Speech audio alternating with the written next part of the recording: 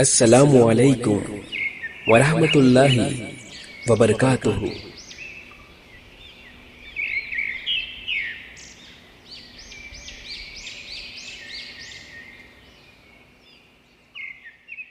Assalamualaikum warahmatullahi wabarakatuh. Apa pendapat Ustadz tentang kehadiran Dr. Zakir Naik yang sekarang di Indonesia, menuai pro dan kontra?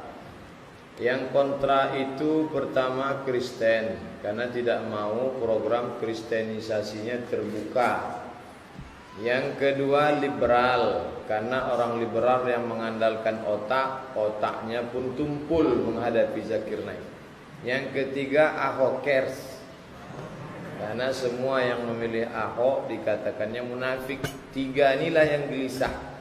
Adapun orang Islam, dari dulu kita diajarkan para pendebat yang luar biasa, karena Quran menyuruh mendebat. Ud'u ila sabili rabbik, ajak orang ke jalan Allah, bil hikmah, dengan cara yang santun, wal mau'izatil hasanah, dengan contoh suri tauladan, wajadilhum, kalau perlu berdebat, debat mereka, billati hiya ahsan, dengan cara yang baik. Makanya Abdullah bin Abbas diutus oleh Sayyidina Ali untuk mendebat Khawarij yang petantang-petanteng. Nih debat Abdullah bin Abbas. Berdebat itu biasa dalam Islam, jangan terkejut. Maka ketika India dulu dijajah oleh Inggris, maka muncul seorang pendebat yang luar biasa, namanya Rahmatullah Al-Hindi. Dikejar-kejar oleh Inggris karena kalah semua misionaris pendeta Inggris yang ada di India. Akhirnya Rahmatullah Al-Hindi lari ke Makkah.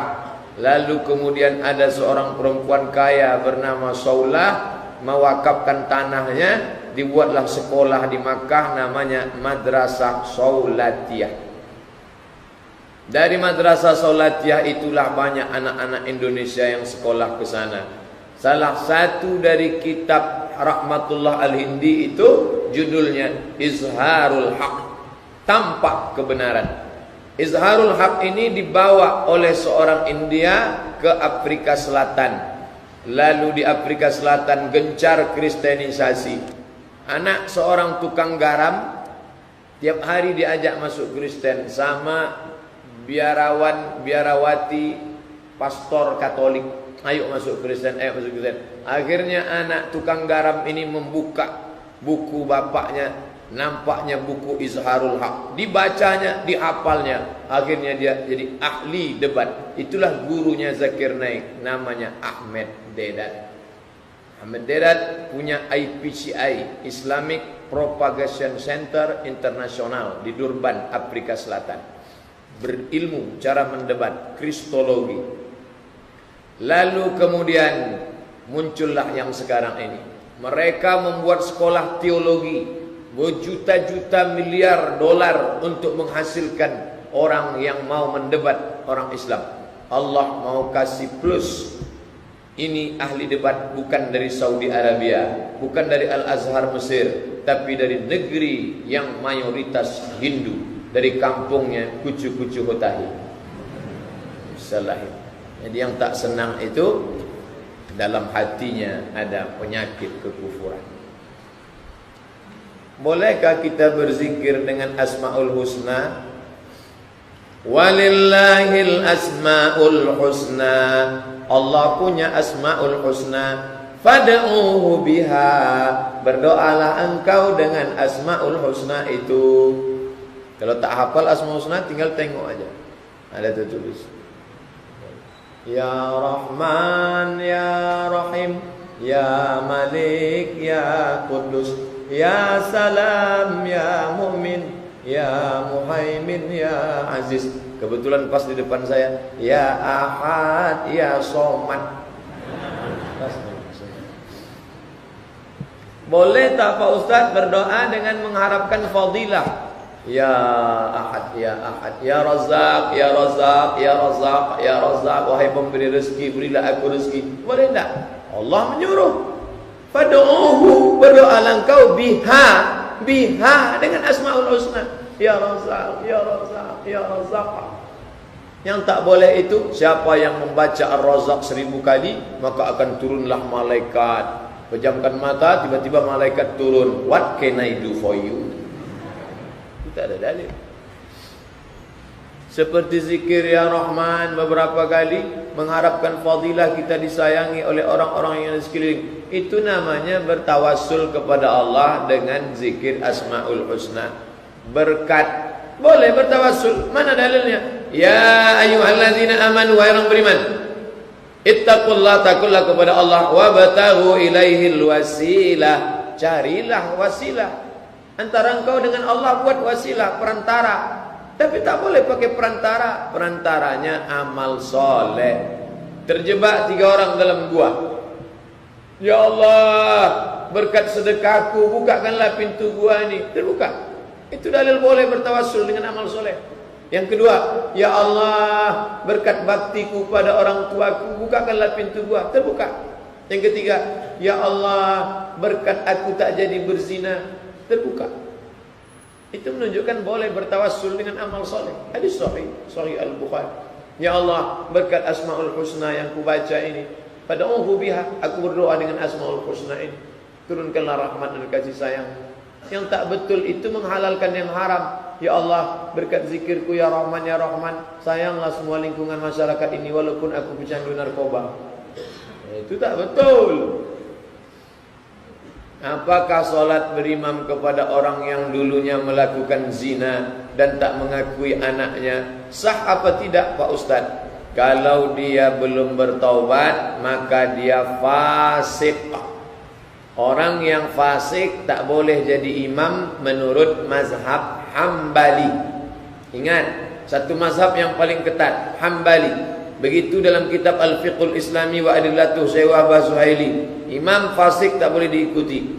Adapun menurut Syafi'i, Maliki, Hanafi, Maliki, Syafi'i, Hanafi, 3 mazhab, wa alaihi fisquhu, fasik dia untuk dia, sedangkan salat berjamaah kita untuk kita. Ini kalau imam fasik.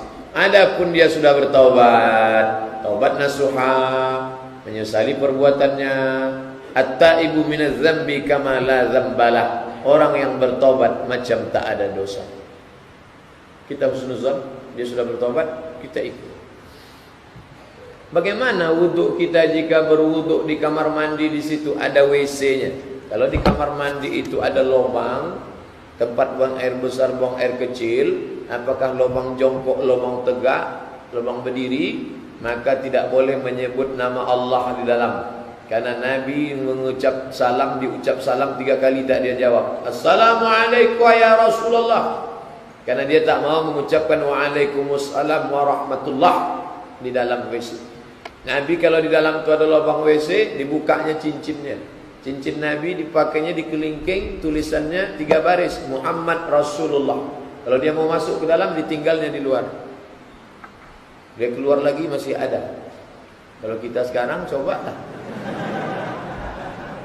Itu dalil tak boleh nyebut di dalam. Jadi kalau saya mau bismillah gimana? Dalam hati aja. Hidupkan keran. Nah, ini tentang masalah kalau menyebut. Tapi kalau di sini, alhamdulillah Masjid At-Taqwa pisah antara WC yang ada lubang dengan tempat wuduk. Di tempat wuduk itu tak bagus. Bismillah. Dalam bismillah itulah pasang niat. Bagi yang niatnya di dalam hati, bagi yang niatnya di mulut, bismillah. Nawai bismillahirrahmanirrahim. Nawaitu raf'al hadasil asghari istibahati sholati fardhu alayya lillahi ta'ala. Bagi yang melafazkan niat, bagi yang tak melafazkan niat cukup di dalam waktu bismillahirrahmanirrahim dalam niat. Apa hukumnya menonton sinetron? Mazhab Hanafi mengharamkan nar, nun ra dal, nar dadu. Syatranj, shin ta ra nun jim, syatranj, catur, haram. Kenapa? 2 alasan. Pertama, melalaikan solat. Hayya 'alas shalah. Ska. Yang kedua, mubazir waktu. Orang tak cukup waktu untuk menulis buku. Sampai sekarang saya dituntut jamaah, tulislah ceramah ustaz itu. Tak ada waktu, tak sempat. Dia menghabiskan waktu berhari-hari. Berapa jam sekali menengok. Saya sampai sekarang belum setuju kalau catur tu masuk olahraga. Kalau memanah masuk akal, berenang masuk akal, tapi menengok berhari-hari. Sinetron, habis waktu karena itu. Salat tak khusyuk. Ya bayang deh film India, Mahabharata, Utaran, tak habis-habisnya itu. Yang tonton lagi. Terbawa perasaan pula lagi, terbawa perasaan. Ustaz, orang stres atau kemungkinan gila wajib puasa atau tak puasa? Tak wajib puasa. Dalilnya, rufi'al qalam an thalathatin. Penanya mengangkat. Pena kita malam ni mencatat terus di masjid. Tapi ada yang penanya tergantung. Siapa dia? 3. Anin naim hatta yastayqiz. Orang tidur sampai bangun tidur. Anis sabi hatta yahtalim. Anak kecil sampai akil baligh. Anil majnun hatta yafiq. Orang gila sampai sembuh. Orang gila yang di kilometer 11 itu penanya menggantung. Begitu dia sembuh lalu mencatat. Kalau gitu tak usah sembuh-sembuh lah, gantung boleh. Orang gila satu lagu tak boleh dinyanyikannya. Apa itu? Aku masih seperti yang dulu. Pak Ustaz, semoga dalam lindungan Allah. Amin ya rabbal alamin. Ustaz, di mana letak ta'aruf dalam Islam? Ta'aruf itu sebelum khitbah, sebelum tunangan. Misalnya antum dalam pengajian ini, pas nanti lalu pulang, sama-sama mau ngambil sendal, dia duluan. Pas mau nengok.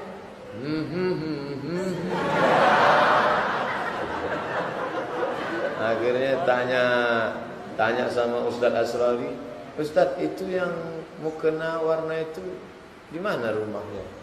Ini belok kanan, kiri, belok kanan lagi, kiri lagi. Oh. Bisa Ustaz bawakan saya ke sana, insyaallah. Cari orang yang terpercaya biar jangan menimbulkan fitnah. Setelah sampai ke sana, perempuan itu jangan tahu bahwa dia mau ditengok, karena kalau dia tahu nanti tak jadi, dia malu. Bisa-bisa dia pindah dari air dingin. Di sana nanti pura-pura lah dia membawa air minum. Ambilkan dulu air minum Bapak. Datanglah dia keluar ditengok. Tak jadilah Pak.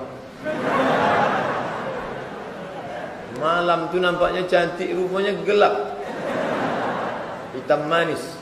Begitu terang hilang manisnya, tinggal hitam. Tak jadi. Kalau cocok, maka melangkahlah ke selanjutnya, namanya khitbah. La yahillu li muslimin ay yakhtiba fawqa khitbati akhi. Kalau dia sudah dipinang orang, tak boleh dipinang orang lain. Karena nanti akan menimbulkan permusuhan. Kecuali yang pertama itu sudah membatalkan. Jangan terlalu lama, nanti menimbulkan fitnah, banyak setan. Pinang bukan ini, bukan depan. Pinang bulan ini, bulan depan langsung diakad. Akad nikah. Akad nikah. Aku terima nikah fulan dengan seperangkat alat sholat, dengan sebentuk cincin emas tunai. Dah selesai, punya anak, jadi anak yang soleh. Itu aja Pak Ustaz. Itulah. Doakan saya cepat nikah Ustaz, insyaallah. Amin ya rabbal alamin. Di akhir majlis. Ya, kita nanti di akhir majlis. Wala aziban illa zawwajtah. Yang mau menikah maka mudahkanlah ya Allah. Siapa yang boleh kuat aminnya itu.